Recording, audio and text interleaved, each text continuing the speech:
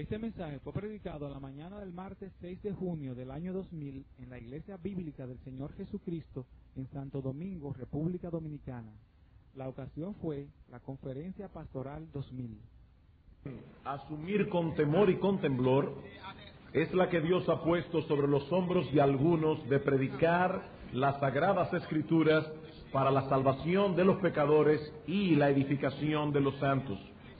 El Dios de los cielos nos ha llamado a ser portavoces de su voluntad soberana y como tales nosotros tenemos un mensaje que comunicar y debemos poner todo nuestro empeño en transmitirlo fielmente, a tiempo y fuera de tiempo, cuando nos sintamos motivados a hacerlo y cuando nos sintamos a punto de desfallecer. Al igual que el apóstol Pablo, debemos decir que la predicación del Evangelio nos es impuesta necesidad, y ay de nosotros si no predicamos el Evangelio. Ese es el llamado de Dios a cada uno de sus ministros.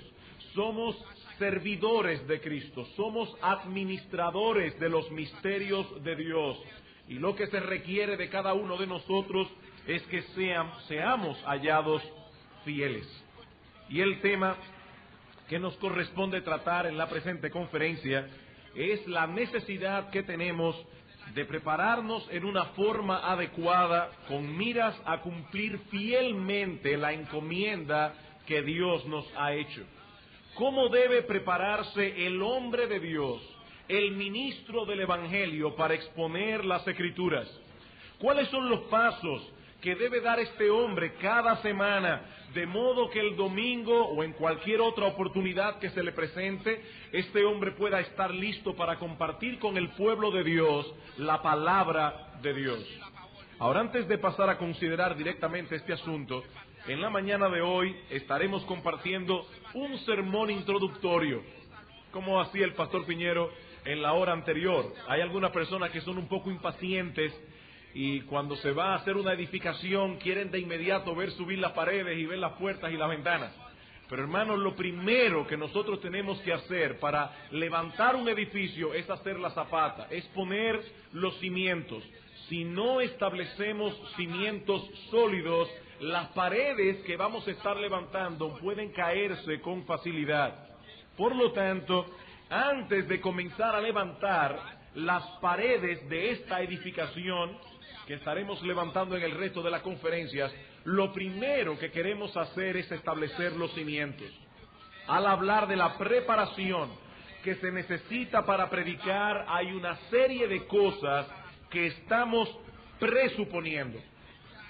Ahora, presuponer, como veíamos hace un momento atrás, presuponer algo es simplemente darlo por sentado. Y a partir de eso que damos por sentado, seguimos construyendo todo lo demás.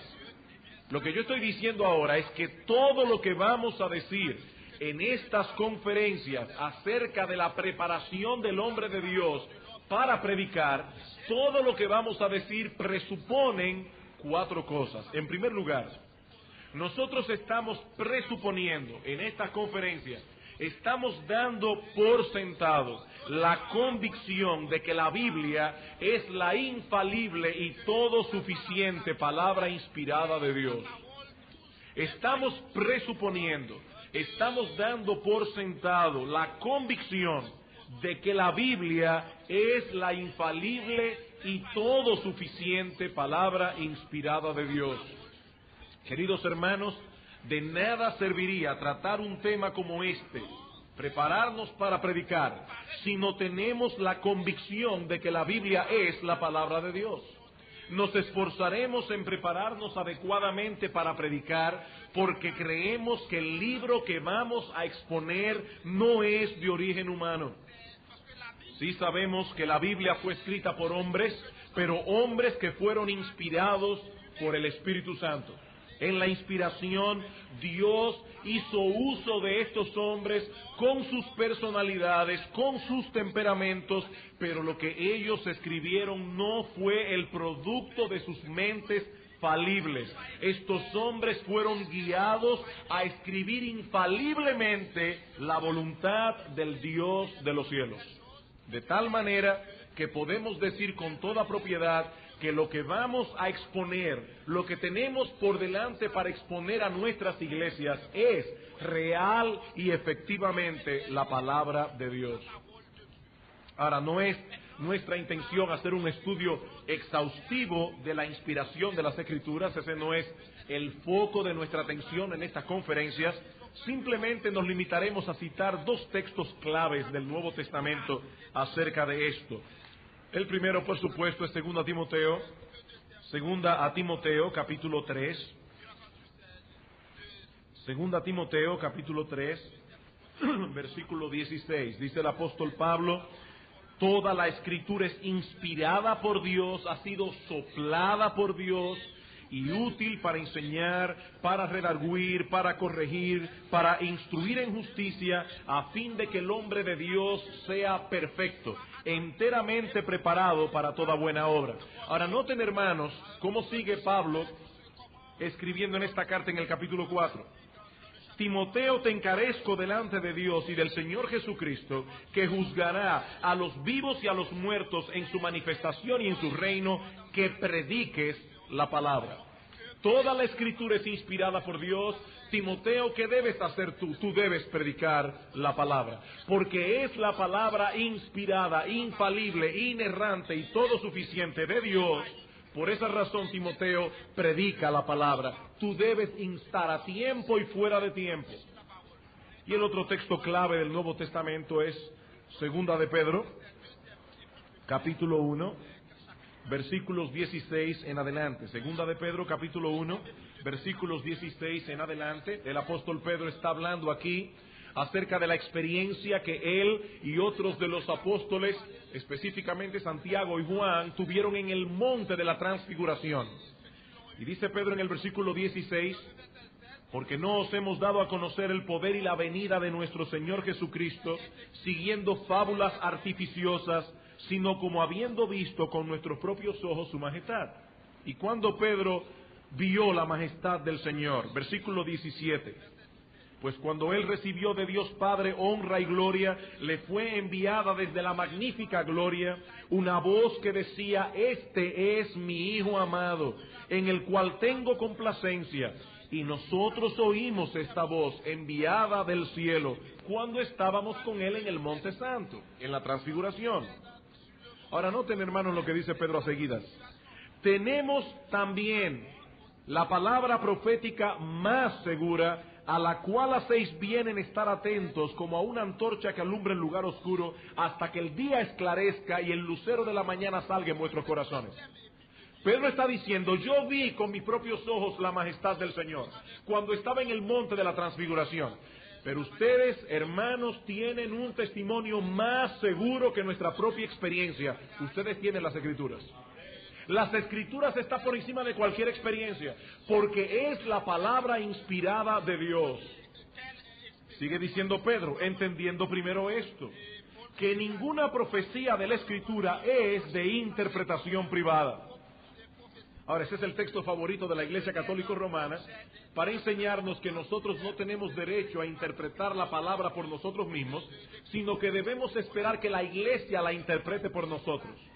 Pero eso no es lo que Pedro está diciendo aquí. Cuando Pedro habla allí de que ninguna profecía es de interpretación privada, esa palabra interpretación es la misma que aparece en Hechos capítulo 19, en los versículos 31 y 32, cuando se arma un alboroto en Éfeso porque Demetrio y aquellos que hacían templecillos de Diana comienzan a protestar contra el apóstol Pablo. Y alguien viene delante de la asamblea y dice: si ustedes tienen alguna queja contra este hombre, en legítima asamblea se puede decidir. Bueno, esta palabra griega que se traduce decidir en Hechos es la misma que aparece en 2 de Pedro. ¿Qué es lo que el apóstol está diciendo aquí? Que debemos entender esto, que ninguna profecía de la Escritura es de decisión privada. No fue que Isaías se sentó debajo de un árbol y dijo: déjame ponerme a componer un poema acerca del siervo sufriente de Jehová en Isaías 53. No, eso no fue una decisión de Isaías. Versículo 21. Porque nunca la profecía fue traída por voluntad humana, sino que los santos hombres de Dios hablaron siendo inspirados, siendo guiados por el Espíritu Santo. Hermanos, la Escritura es la palabra de Dios. Y ningún hombre que no tenga esta convicción se esforzará todo lo que debe en prepararse adecuadamente para predicar las Escrituras. Este tema presupone la convicción de que la Biblia es la infalible y todo suficiente palabra inspirada de Dios. Infalible porque el error, la inexactitud y la mentira son incongruentes con la naturaleza de Dios, que fue que inspiró las Escrituras. Dios no nos va a guiar al error, a la mentira, a la inexactitud. Por lo tanto, su palabra es infalible. Y todo suficiente, porque en la Biblia encuentra el hombre todo aquello que necesita para vivir una vida agradable a Dios, que redunde en gloria de su nombre y en beneficio de nuestras almas. Y yo repito, hermanos, si nosotros no tenemos esa convicción, si esa convicción no nos domina, comenzaremos a sustituir el alimento de la palabra de Dios por cosas que no pueden dar al alma lo que solo la Escritura puede dar. Ya no veremos ninguna razón para esforzarnos y ser diligentes en nuestra preparación para el púlpito. Estamos presuponiendo que todos tenemos esa convicción. La Biblia es la palabra de Dios. En segundo lugar, presuponemos el entendimiento de que la predicación de las Escrituras es el medio primordial que Dios usa para la salvación de las almas y la edificación de los santos. Presuponemos el entendimiento de que la predicación de las Escrituras es el medio primordial que Dios usa para la salvación de las almas y la edificación de los santos. Estoy consciente, hermanos, de que el pastor Piñero hace un momento atrás ya trató y tocó este tema. Pero alguien decía que la base de toda buena enseñanza radica en tres cosas. Primero, la repetición. Segundo, la repetición. Y tercero, la repetición. Así que estaremos repitiendo algunos conceptos. Muchos de ustedes que estuvieron en la conferencia el año pasado recordarán seguramente que uno de los temas que tratamos fue precisamente el de la primacía de la predicación en el ministerio cristiano. Y lo que estamos diciendo ahora es que el material que vamos a presentar en estas conferencias presupone lo que nosotros vimos en aquella ocasión, que Dios ha designado la predicación de su palabra a través de sus siervos llamados y cualificados por Él para hacer esta tarea como el medio por excelencia para atraer a los pecadores al arrepentimiento y para edificar a los santos. Este no es el único medio que Dios usa, pero es indudablemente el medio por excelencia escogido por Dios. El pastor Piñero citaba en la sesión pasada Romanos capítulo 10. No vamos a buscar ese texto otra vez. Pero dice el apóstol Pablo, ¿cómo oirán sin haber quien les predique? Y Pablo está hablando allí, como bien señaló el pastor hace un momento, no la voz del predicador, sino la voz de Cristo a través del predicador. ¿Cómo creerán en aquel a quien no han oído? La fe viene por el oír y el oír por la palabra de Dios. Yo recuerdo en mis primeros años de convertido que ese texto de Romanos me causaba un problema. ¿Por qué el apóstol Pablo dice la fe viene por el oír y el oír por la palabra de Dios? ¿Por qué el texto no dice simplemente la fe viene por el oír la palabra de Dios? Porque Pablo está diciendo allí, la fe viene por el oír la voz de Cristo. Y el oír la voz de Cristo viene a través de la predicación de la palabra de Dios. Eso es lo que Pablo está diciendo. La fe viene por el oír la voz del Salvador, que a través de su Espíritu se pasea en medio de su pueblo cuando la palabra de Dios es fielmente expuesta. Ese oír viene a través de la palabra de Dios. Por eso dice Pablo en 1 Corintios, a mí no me envió Cristo a bautizar, sino a predicar el Evangelio. ¿Tenía el apóstol Pablo algún problema con el bautismo? No. Lo que Pablo está diciendo es: mi llamamiento primario es a predicar la palabra de Dios. Yo soy, antes que cualquier otra cosa, un predicador. Dios ha determinado salvar a los pecadores por medio de la locura de la predicación. Somos embajadores de Dios, somos heraldos de Dios. Hemos sido enviados por Él como sus portavoces para hablar a los pecadores en el nombre de Dios. En 2 Corintios capítulo 5 versículo 20 dice Pablo: así que somos embajadores en nombre de Cristo, como si Dios rogase por medio de nosotros. Como si Dios rogase por medio de nosotros. ¿Qué es un embajador? Un embajador es aquel que ha sido enviado para dar a conocer los pensamientos, opiniones y deseos del gobierno que lo envió. El embajador no va con sus propias opiniones, el embajador no va con sus propios planes, él va simplemente a una nación a transmitir el mensaje, las opiniones, las ideas del gobierno que lo envió. Este lleva consigo un mensaje que él debe entregar íntegramente. Para eso fue enviado y eso debe hacer. Y en la medida en que vamos exponiendo el mensaje de Dios, a través de la exposición de su palabra, hablando en dependencia y bajo la unción del Espíritu Santo, hermanos, esto es un misterio, pero Dios mismo habla al corazón de los pecadores. Es como si Dios rogase por medio de nosotros.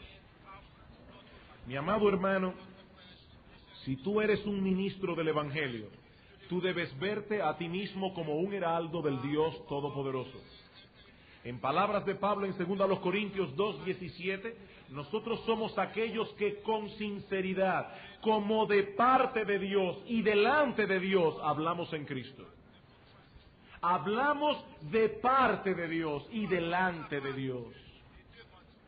Y como bien señalaba el pastor hace un momento, no solo el mensaje que transmitimos, sino también la forma como lo hacemos, debe enviar esa señal a la mente y al corazón de todos aquellos que nos escuchan.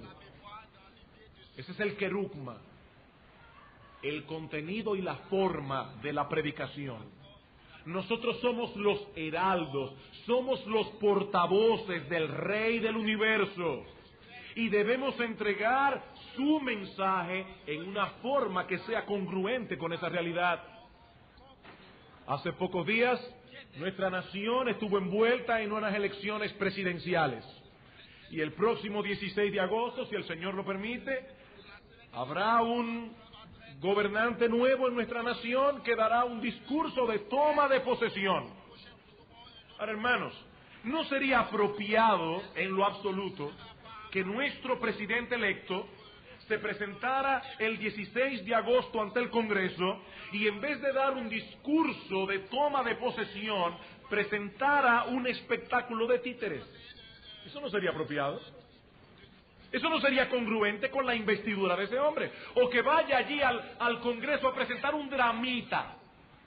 Mire, yo no preparé discurso. Aquí está el cuadro de comedias del show del mediodía o yo no sé de qué, y ellos van a presentar un dramita para ilustrarle cuál es mi programa de gobierno. No, hermanos, esa forma de transmitir el mensaje, por más bueno que sea, no es congruente con la investidura de ese hombre. Él debe dar un discurso de toma de posesión.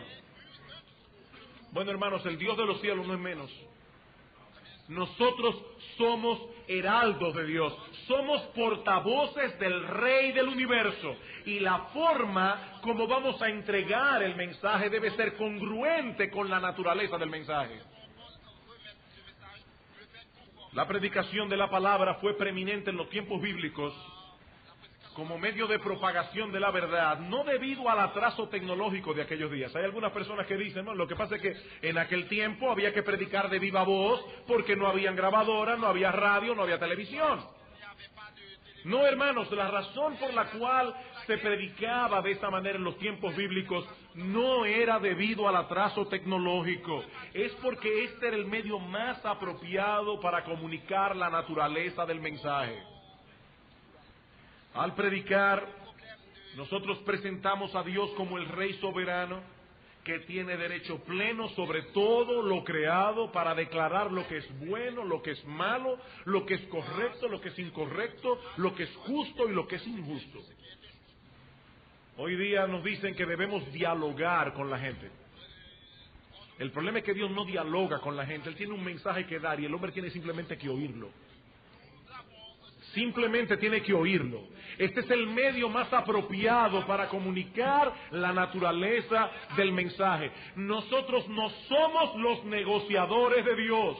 Nosotros somos sus heraldos, aquellos que en el nombre de Dios, con autoridad, con pasión y con urgencia, proclamamos los decretos emitidos en la corte celestial y consignados en las Sagradas Escrituras.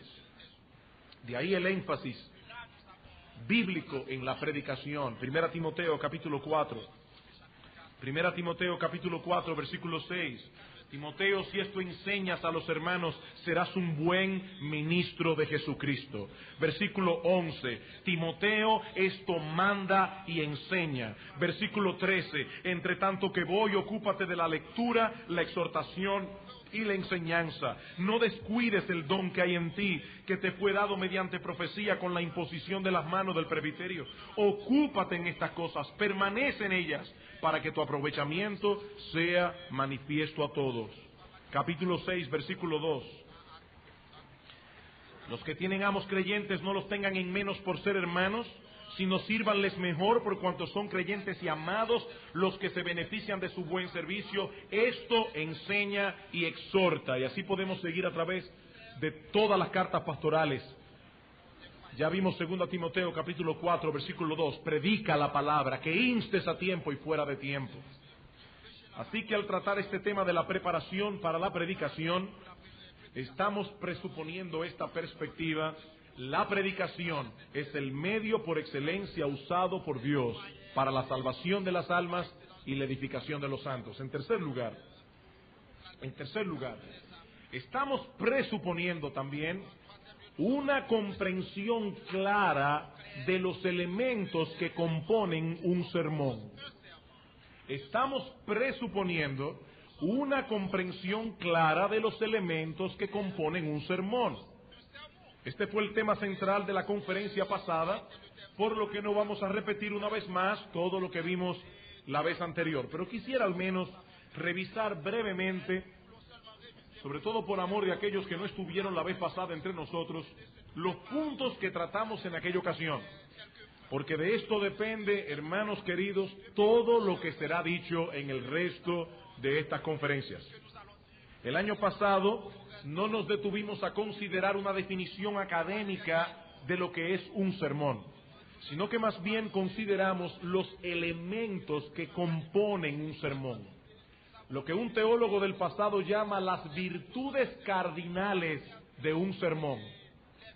Hermanos, ¿cuáles son las características que poseen todos aquellos sermones que son más usados por Dios para la salvación de los pecadores y la edificación de los santos? O en palabras más simples, ¿cuáles son las características que hacen que un sermón sea un sermón y no otra cosa? ¿Cuáles son las características que hacen que un sermón sea un buen sermón? Bueno, en primer lugar, obviamente su contenido es el mensaje de la palabra de Dios. Su contenido es el mensaje de la palabra de Dios. Un sermón, por encima de todas las cosas, es una exposición fiel del mensaje contenido en el texto o pasaje de las Escrituras que está siendo expuesto. Recuerden, hermanos, cuál es nuestra identidad. Nosotros somos embajadores, somos heraldos del Dios de los cielos. Y la función del heraldo no es otra cosa que transmitir con fidelidad la mente de su rey. Es por eso que en los tiempos bíblicos, cuando una persona iba a ser un heraldo, se requerían de él dos cosas. La primera de ellas era que tuviera buena voz. Tenía que tener buena voz. Gracias al Señor, en estos tiempos nosotros tenemos micrófonos, tenemos reproductores de sonido, y eso es muy bueno para ciertas personas que no tenemos tan buena voz. Pero en los tiempos pasados no era así. Cuando alguien iba a estudiar a la academia pastoral de Spurgeon en el siglo pasado, una de las primeras cosas que se le veía era la caja torácica. Porque si el individuo no tenía una buena caja torácica, no podía hablar a viva voz. Un heraldo tenía que tener buena voz. Pero en segundo lugar, debía tener un carácter confiable. Debía tener un carácter confiable. El rey debía estar seguro de que podía confiar en esta persona, porque él iba a ser un transmisor fiel del mensaje que se le había encomendado. Primera a los Corintios, capítulo 4. Primera a los Corintios, capítulo 4, versículos 1 y 2. Dice el apóstol Pablo: así pues, téngannos los hombres por servidores de Cristo y administradores de los misterios de Dios. Ahora bien, se requiere de los administradores que cada uno sea hallado popular. Eso es lo que dice Pablo aquí. Que cada uno sea hallado original. Hay personas que les fascina la originalidad. Les fascina decir cosas que nadie ha dicho. Les fascina dejar a la congregación boquiabierta al traer una cosa que nadie nunca ha visto en las Escrituras porque no está allí. Pero hermanos, allí dice, se requiere de los administradores que sean hallados fieles. Esta es nuestra encomienda. Timoteo, predica la palabra. No tus opiniones, Timoteo, no lo que tú piensas que allí dice, lo que allí dice. Ahora bien, cuando hablamos de predicar la palabra, lo que queremos decir no es simplemente que debemos abstenernos de predicar de otro libro que no sea la Biblia. No se trata únicamente de que el ministro verdadero no predique el contenido del Corán, o del libro del Mormón, o los escritos de Elena G. de White. Yo espero que aquí ninguno de ustedes se le ocurra hacer tal cosa en sus iglesias. No, hermanos, lo que queremos enfatizar no es únicamente que debemos predicar solo de la Biblia. Lo que queremos enfatizar es que el ministro del Evangelio debe estar seguro de que lo que en verdad está entregando a su iglesia es el mensaje de la Biblia. No porque cita un texto aquí y otro allá que parecen apoyar sus ideas. Hay personas que cuando van a hacer un sermón tienen una idea preconcebida. Yo voy a hablar de esto, y yo creo que este texto aquí, este texto allá y este texto allá me pueden ayudar con los puntos de este sermón. No, hermanos, yo no voy de mi idea a la Biblia, yo voy a la Biblia y de allí saco mis ideas. Porque de lo contrario puede estar usando textos fuera de contextos. ¿Cuántas personas no han predicado en contra de la glotonería basado en Filipenses capítulo 3, cuando Pablo dice que hay ciertas personas cuyo Dios es el vientre? Entonces toman ese texto y dicen, fíjense, estas personas que solo viven para comer, su Dios es el vientre. Pero cuando nosotros estudiamos ese texto en su contexto, nos damos cuenta de que Pablo no está hablando allí de la glotonería, él está hablando de los judaizantes. Tenemos que estar seguros de que lo que estamos predicando es real y efectivamente el mensaje de la Biblia. Hay otros textos que hablan de la glotonería, pero no ese. No ese. Debemos estar seguros a través de un estudio diligente y una exégesis cuidadosa del texto, pasaje o tema bíblico que estamos exponiendo. En realidad estamos entregando a la iglesia el mensaje de la palabra de Dios. Pero más adelante, en otro sermón, veremos esto más profundamente. En segundo lugar, un sermón se distingue porque posee unidad. Un sermón se distingue porque posee unidad. La unidad es una característica esencial del sermón. Queridos hermanos, el predicador no es un comentario bíblico ambulante. Es el portavoz de un mensaje. Y esta distinción es de suprema importancia. Algunas personas entienden que predicar, sobre todo predicar expositivo, es lo mismo que comentar un pasaje de las Escrituras, explicando lo que significa el versículo 1, y luego el versículo 2, y luego el versículo 3, y así sucesivamente. No, hermanos, eso no es un mensaje exegético. Eso ni siquiera es un sermón. Eso es un comentario bíblico hablado. Y hay personas que toman un texto bien largo porque saben que si lo persiguen en un versículo puede huir al otro. Pero eso no es la idea de predicar expositivamente. Esa no es la idea. Un sermón es un mensaje. Un mensaje que extraemos de las Escrituras a través de un trabajo exegético, concienzudo, y que transmitimos a través de la predicación.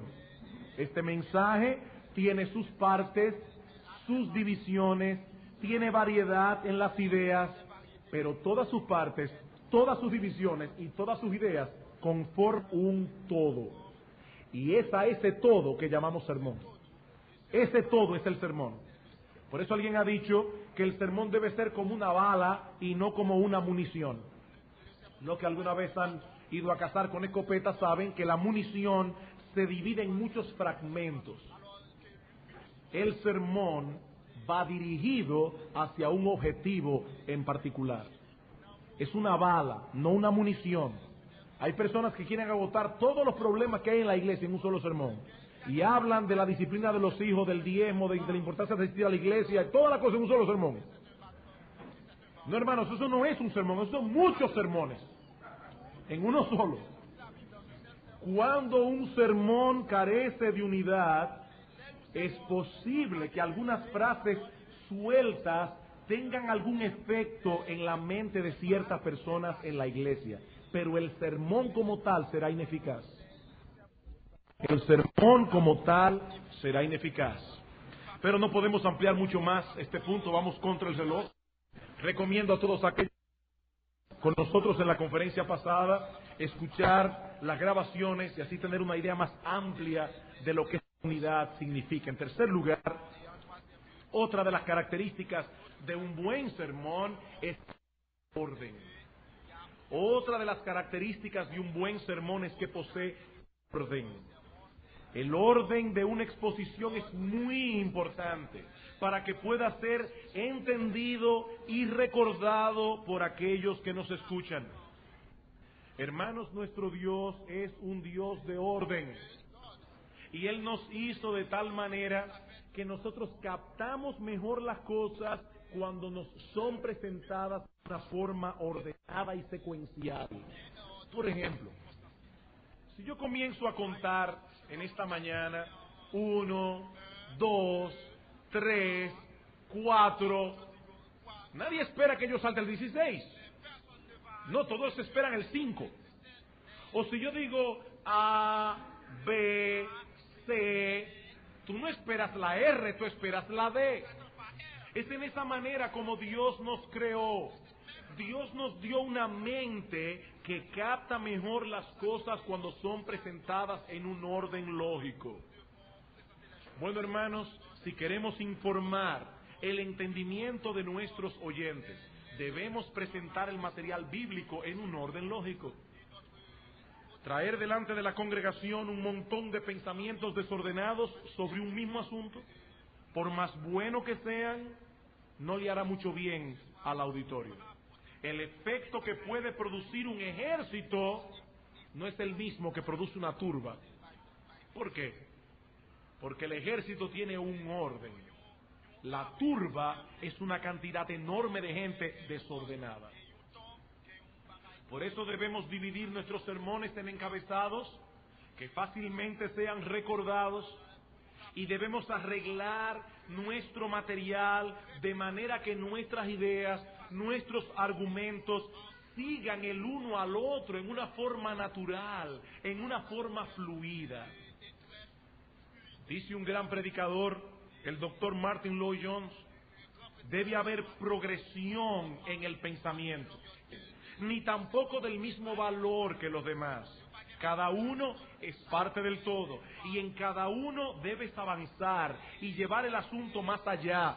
No estás simplemente diciendo la misma cosa un número de veces, estás apuntando hacia una conclusión. Hay una progresión, hay un orden en el sermón. Si estamos predicando el Evangelio, Temáticamente podemos decir, veamos en primer lugar por qué es necesario el Evangelio.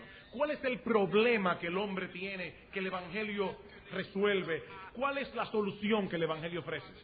Pero ¿qué pasaría, hermano, si yo comenzara por atrás y dijera, vamos a comenzar a ver la solución que el Evangelio ofrece, y terminara con el problema? No es un orden lógico.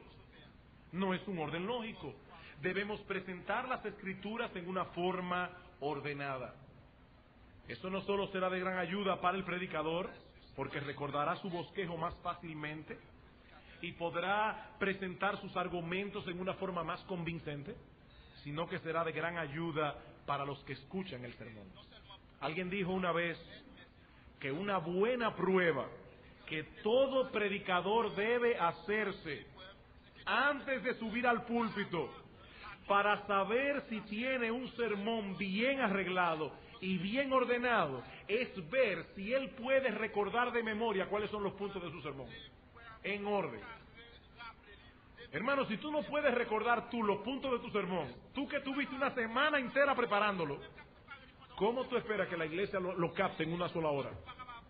No es lógico. Tú quieres saber si tú estás preparado para predicar tu sermón. Toma tus notas, ciérrala y pregúntate, ¿yo puedo seguir la secuencia de mi sermón en mi mente? ¿Cuáles son los puntos que yo voy a presentar? ¿Cuál es el orden en que los voy a presentar? Así que un buen sermón expone el contenido de la palabra de Dios, posee unidad, posee orden. En cuarto lugar, decíamos la vez pasada que un buen sermón se caracteriza por su simplicidad. Por su simplicidad. Hermanos, a menos que seamos simples en nuestros sermones, nunca seremos entendidos. Y si no somos entendidos, no podremos hacerle ningún bien a las almas de aquellos que nos escuchan. Amados hermanos, debemos hacernos entender. Y eso no es una tarea fácil. Yo no sé cuántos de ustedes han visto patinaje sobre hielo.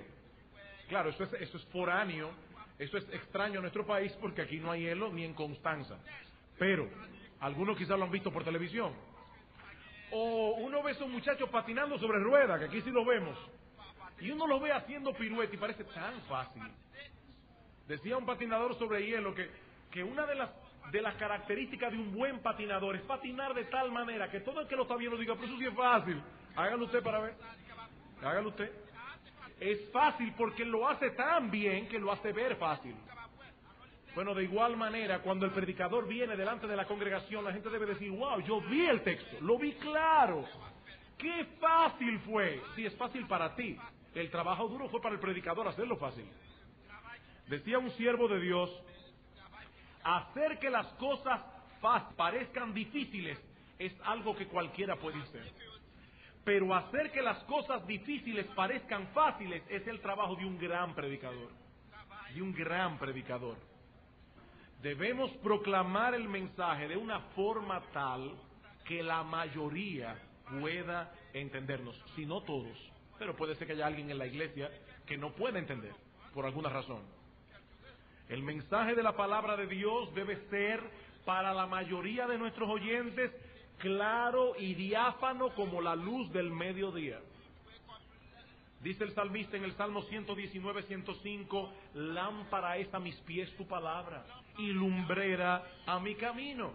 La palabra de Dios es una lámpara que ilumina, no oscurece, ilumina nuestros pasos. Y por lo tanto la exposición de la palabra debe tener como meta que esa luz brille. Dice en este mismo Salmo, en el versículo 130, la exposición de tus palabras alumbra, hace entender a los simples. Un buen sermón se distingue porque alumbra el entendimiento de aquellos que escuchan. En quinto lugar, el sermón debe ser relevante, aplicativo y persuasivo. En quinto lugar, el sermón debe ser relevante, aplicativo y persuasivo. La finalidad de un sermón no es únicamente informar el entendimiento, sino persuadir al auditorio, persuadirles a la acción. Los oyentes deben ver cómo se aplica esta verdad que se está predicando desde el púlpito, ¿cómo yo la aplico en mi vida diaria? La aplicación en el sermón es como la dirección en una carta. Si no escribimos la dirección en el sobre, no importa cuán bueno y edificante sea el contenido de la carta, ¿qué pasará, hermanos? No llegará a su destino. No llegará a su destino. ¿Y cuál es el destino del sermón? El sermón debe llegar a todo el hombre, no solo a su mente o a su voluntad o a sus emociones. Predicamos a todo el hombre. Mover a un individuo a la acción sin informar su mente, eso es mera manipulación. Eso es mera manipulación. Pero informar la mente sin decirle al auditorio qué hacer con esa información, eso es intelectualismo. Eso es intelectualismo. Algunos predicadores entienden que su responsabilidad se limita a explicar la verdad y que entonces deben dejar que el creyente saque sus propias conclusiones movido por el Espíritu Santo. Pero hermanos, eso no es lo que vemos en las Escrituras. Lean el Sermón del Monte, no tenemos tiempo ahora. Pero ustedes verán allí cuántas veces Cristo se refería a su auditorio como tú, segunda persona, plural o singular. Cuando tú ores, era directo en su predicación. Y iba a conclusiones particulares y específicas. No sean como los hipócritas. Y al final entren por la puerta estrecha. Guárdense de los falsos profetas. Todo aquel que oye este sermón y no lo pone en práctica es semejante a un hombre necio que puso su casa sobre la arena y vinieron las lluvias y vino el río y se llevó la casa y fue grande su ruina. ¿Qué es eso, hermanos? Aplicación, persuasión. Entren por la puerta estrecha. No se queden allí admirando el sermón. Entren por la puerta. ¿Y cuál fue el resultado? Dice en Mateo 7:28 que todos se admiraban de su doctrina, porque hablaba con autoridad y no como los escribas y fariseos. Cristo era un predicador diferente, porque su predicación era persuasiva, era relevante y era aplicativa. He aquí entonces algunas de las características esenciales de un sermón. Así que cuando estemos hablando en estas conferencias de la preparación de un sermón, es de este tipo de sermón que estaremos hablando. Estamos presuponiendo que todos tenemos un entendimiento de lo que un sermón es. ¿Qué es un sermón o cuáles son las características principales que tienen? Estas que acabamos de mencionar. Estas conferencias presuponen esta idea de lo que es un sermón. Pero hay una cuarta cosa que estamos presuponiendo en estas conferencias. Presuponemos la aceptación de la tensión que existe entre la dependencia en Dios y el esfuerzo del predicador en el estudio de las Escrituras y la confección del sermón. Largo el título. Presuponemos la aceptación de la tensión que existe entre la dependencia en Dios por un lado y el esfuerzo que debe hacer el predicador por el otro. Ya el pastor Piñero habló algo de esto. Vamos a repetir unas cosas más. Hermanos, ¿cuál es el tema de esta conferencia? Preparándonos para predicar. Si no partimos de la premisa de que todo predicador debe prepararse adecuadamente para llevar a cabo esta labor, nuestro tema pierde toda relevancia. Toda relevancia. Y lo cierto es que muchas personas no tienen una conciencia clara de la responsabilidad que tienen los predicadores en la preparación de sus sermones. Algunos piensan que la preparación previa para predicar es falta de fe, que debemos simple y sencillamente descansar en la unción del Espíritu de Dios y que Él se encargará de darnos las palabras adecuadas mientras predicamos. Queridos hermanos, este concepto se basa en una concepción mística del ministerio, en una concepción mística de la vida cristiana y en la mala interpretación de algunos textos bíblicos. Uno de ellos, el más famoso de todos, es el Salmo 81:10. Abre tu boca y yo la llenaré. Yo no preparo sermones. Yo simplemente descanso en esta promesa de las Escrituras. Yo me paro allí, abro mi boca. Dios, por la acción soberana de su Espíritu, se encargará de llenármela. Mi hermano querido, esta verdad en el Salmo 81 es una promesa muy consoladora. Muy consoladora. Nuestro Dios se presenta aquí como aquel que suple para las necesidades de su pueblo. Y nosotros podemos, como los pájaros en los nidos, abrir nuestras bocas mientras esperamos confiados en la misericordia de Dios. Esa es la idea del texto. Pero esto nada tiene que ver con la predicación. Nada tiene que ver con la predicación. Todo aquel que quiera predicar sermones efectivos debe vivir en esta tensión. Depender del Espíritu Santo por un lado, mientras realiza un esfuerzo concienzudo para entender el significado del texto y para presentar luego el contenido de ese mensaje en una forma apropiada a la congregación. Dice José María Martínez, el Espíritu Santo es el único que puede hacer eficaz la predicación, pero su acción nunca ha anulado la de sus instrumentos. La finalidad de la acción divina es hacer fructificar el mensaje, no fomentar la negligencia del mensajero. Esa es la función de Dios, no hacerme un vago, sino fructificar mis esfuerzos. Amados hermanos, la predicación requiere de nosotros una labor muy ardua. Predicar la palabra como esta debe ser predicada no es una tarea sencilla, es una labor que requiere de un esfuerzo tal que llega a ser extenuante muchas veces. Primera Timoteo, capítulo 5. Primera Timoteo, capítulo 5, versículo 17, dice el apóstol Pablo: los ancianos que gobiernan bien sean tenidos por dignos de doble honor, mayormente los que trabajan en predicar y enseñar. Seguro todos aquí han escuchado el famoso chiste que me cae bien pesado del niño aquel que está con unos amiguitos. ¿Y qué es tu papá? Mi papá es médico. Y el otro día, papá es abogado. Y el tuyo, el mío no trabaja, es pastor. ¿Qué dice aquí? Mayormente los que trabajan en predicar y enseñar. Y la palabra griega, copiao, esta palabra griega que Pablo usa aquí y que es traducida como trabajo, se usa para señalar una labor que requiere un gran esfuerzo. Podemos traducirla trabajar intensamente, agotarse hasta el punto de quedar exhausto. Esa es la idea de la palabra. ¿Recuerdan ustedes la carta que Cristo envía a la iglesia en Éfeso en Apocalipsis capítulo 2, versículo 2? Donde Cristo le dice: yo conozco tus obras y tu arduo trabajo y paciencia. Esa palabra arduo trabajo es una sola en griego y es la misma que usa Pablo aquí. Arduo trabajo.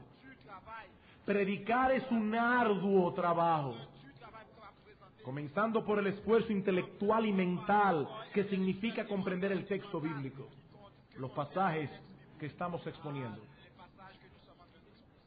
Debemos ver las Escrituras, como decía el pastor Piñero, como una mina de oro, llena de vetas de inmenso valor. Pero tenemos que cavar y cavar mientras suplicamos al cielo para encontrar el tesoro. Debemos acercarnos al texto en dependencia del Espíritu Santo, en oración, conscientes de que nuestra capacidad es muy limitada para tratar con la voluntad revelada del Dios de los cielos, muy limitada. Pero hermanos, esa dependencia en Dios no debe ser una excusa para la pereza. Dios ha prometido ayudar al diligente. El alma de los diligentes será prosperada. ¿No es eso lo que dice el texto? Y por otra parte dice que el perezoso desea y nada alcanza. Él desea: wow, yo quisiera ser un gran predicador. Yo quisiera ser el Spurgeon de esta generación. Yo quisiera ser el George Whitefield de esta generación. Sí, pero si eres perezoso se quedará en un mero deseo. El perezoso desea muchas cosas, pero no alcanza nada. Alguien ha dicho muy bien, el trabajo sin oración es ateísmo. La oración sin trabajo es arrogancia. Orar y trabajar, las dos cosas. Orar y trabajar. La ayuda del Espíritu no sustituye mi responsabilidad. Proverbios, capítulo 2. Este es un texto bien extraño. Bien extraño. Qué paradójico. Hijo mío, versículo 1, si recibiere mis palabras y mis mandamientos guardares dentro de ti, haciendo estar atento tu oído a la sabiduría, si inclinares tu corazón a la prudencia, si clamares a la inteligencia y a la prudencia dieres tu voz, si como a la plata la buscares y la escudriñares como a tesoros, entonces entenderás el temor de Jehová y hallarás el conocimiento de Dios, porque Jehová da la sabiduría y de su boca viene el conocimiento y la inteligencia. ¿Qué dice el texto? Dios da la sabiduría. ¿Qué tienes que hacer tú? ¿Quedarte ahí sentado y esperar que te la dé? No, ¿qué dice el texto? Inclina tu oído, búscala como a tesoro, clama la inteligencia, haz tu parte y Dios te dará sabiduría.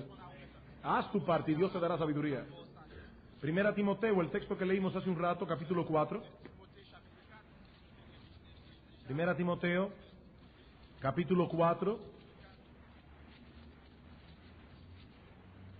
versículo 13. Entre tanto que voy, ocúpate en la lectura, la exhortación y la enseñanza. Esa palabra griega allí, ocúpate, es un presente indicativo e implica dar una atención constante a alguna cosa. Es un modo de vida. Ocúpate en estas cosas. Versículo 14, no descuides el don que hay en ti. Versículo 15, ocúpate en estas cosas. Permanece en ellas para que tu aprovechamiento sea manifiesto a todos. Hermanos, una de las cosas más terribles que hay en estos días es que hay pastores que duran un tiempito en una iglesia y al rato se van. Es raro ya encontrarse con pastores como Gardiner Spring, que se pasó 60 años en la misma iglesia, o William Jay, que pasó, creo que fueron unos 45 años en la misma congregación, no sé cuántos años. Es raro eso.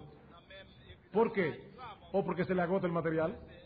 Se le agota el material, llega un momento que se comienzan a repetir, a repetir, a repetir, porque todos los domingos dicen lo mismo.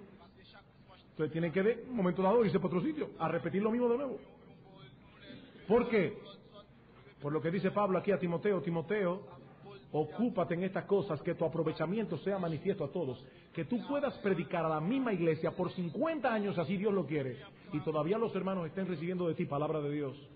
Pero para eso, Timoteo, ten cuidado de ti mismo y de la enseñanza, cuídate de ti mismo, cuídate a ti mismo. Segunda Timoteo, capítulo 1. Tú pues, hijo mío, esfuérzate en la gracia. Oh, pero si es la gracia, ¿y para qué forzarme? Esa es la paradoja. Esfuérzate en la gracia que es en Cristo Jesús. Versículo 3. Sufre penalidades como buen soldado de Jesucristo. Versículo 5. Lucha como un atleta legítimamente. Versículo 6. El labrador, para participar de los frutos, debe trabajar primero. Todas las figuras que Pablo usa allí, todas tienen que ver con esfuerzo. Y ahora noten lo que dice el versículo 7.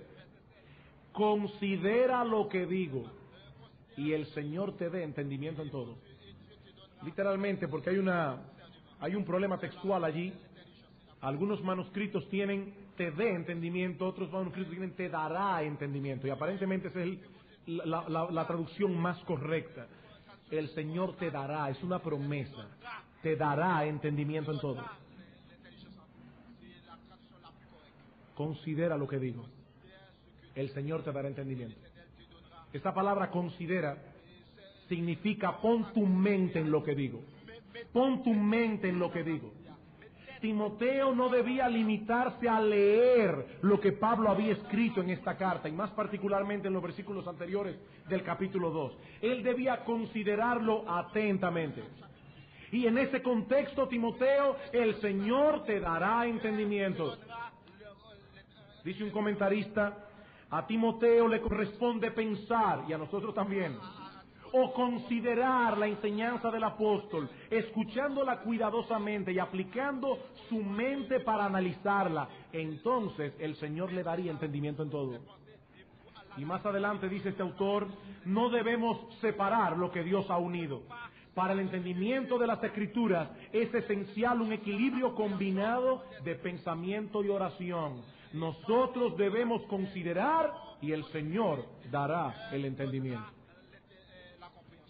Queridos hermanos, los siervos de Dios deben poner a trabajar las capacidades intelectuales que el Señor le ha dado, cada cual según lo que ha recibido de Él, y en el contexto de ese esfuerzo realizado en oración y en dependencia del Espíritu de Dios, el Señor le dará entendimiento. Alguien dijo, un hombre no puede esperar predicar la palabra de Dios de manera precisa hasta primero que se dedique a una exégesis cuidadosa y exhaustiva de su texto. Y ahí yace el problema, dice este autor, porque la exégesis competente requiere tiempo, poder cerebral, sangre, sudor y lágrimas, todo saturado con enormes dosis de oración. ¿Cuántas veces, hermanos, estamos estudiando la palabra de Dios y el texto se nos presenta tan oscuro delante de los ojos y tenemos que ir delante de Dios? Señor, ayúdame, dame entendimiento? Y sí, buscaremos los comentarios, los léxicos, todo lo que tengamos a la mano, pero el punto es, Señor, dame entendimiento. Segunda Timoteo 2:15, procura con diligencia presentarte a Dios aprobado, como obrero que no tiene de qué avergonzarse, que usa bien la palabra de verdad. El obrero que no tendrá nada de qué avergonzarse delante de su Señor es aquel que usa bien la palabra de verdad. Como bien señala un comentarista, él ha de usar la palabra con un cuidado tan escrupuloso que le mantendrá a sí mismo en el sendero, evitando desvíos y facilitando al mismo tiempo que otros lo sigan de la misma manera. Todo esto, hermanos, requiere de un gran esfuerzo de parte nuestra. Y lo grande es que después que tenemos la exégesis del texto, estamos en la mitad del camino. El trabajo no se terminó. Estamos en la mitad. Ahora tenemos que continuar trabajando de modo que podamos servir el alimento a la iglesia en una forma tal que abra el apetito de la congregación y que sea digerible para todos ellos. Y todo eso requiere más esfuerzo. Y hermanos, es triste reconocer que en estos también los hijos de las tinieblas son muchas veces más sagaces que los hijos de la luz. Muchos herejes presentan mejor sus herejías que lo que muchos de nosotros presentamos la verdad. De cierto predicador se dijo una vez, no dice nada, pero lo dice muy bien. Él no dice nada, pero lo dice muy bien. Hay personas que tienen la capacidad de no decir nada edificante. Y lo que es todavía peor, la capacidad de decir aquello que hace daño a la mente y al corazón, pero lo dicen tan bien que sus palabras calan en el auditorio. Lo triste es que con otros pasa exactamente lo contrario. Presentan la verdad en una forma tan descuidada y tan poco presentable que nadie le entiende ni le hace caso. Una vez dijo una persona, sucede a menudo que aquellos que tienen un alto concepto de la palabra de Dios piensan erróneamente que no necesitan ser diligentes en la preparación de sus sermones, simplemente entregan el mensaje a la congregación como primero le viene a la mente.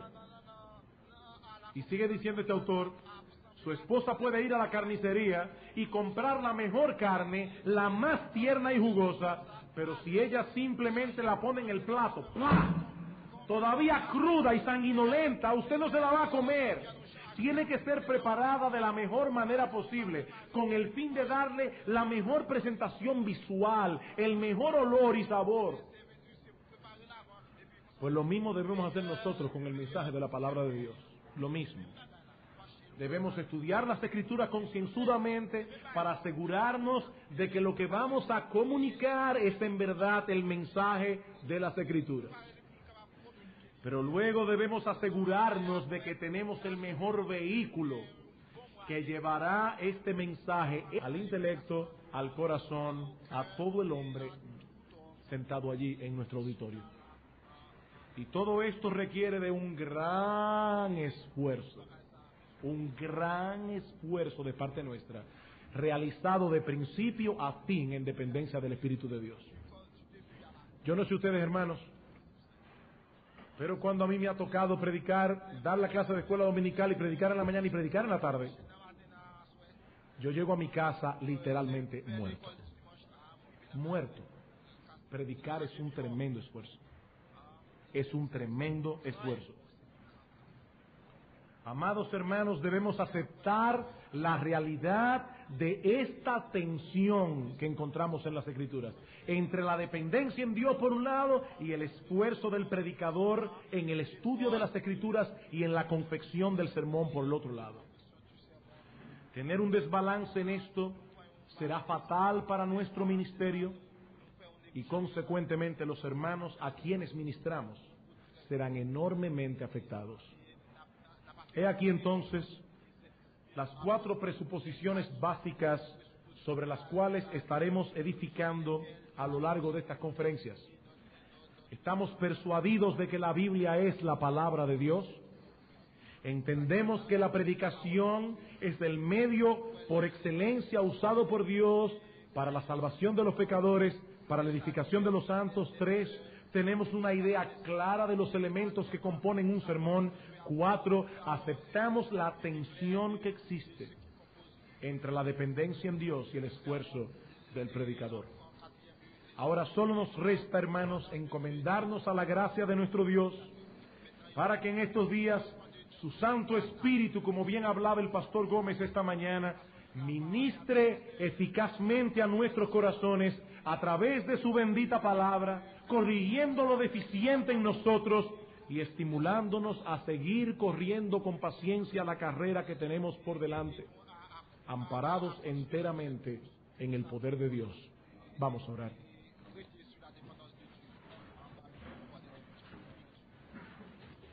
Te damos las gracias, Rey de Reyes y Señor de Señores, por darnos en esta mañana tu palabra.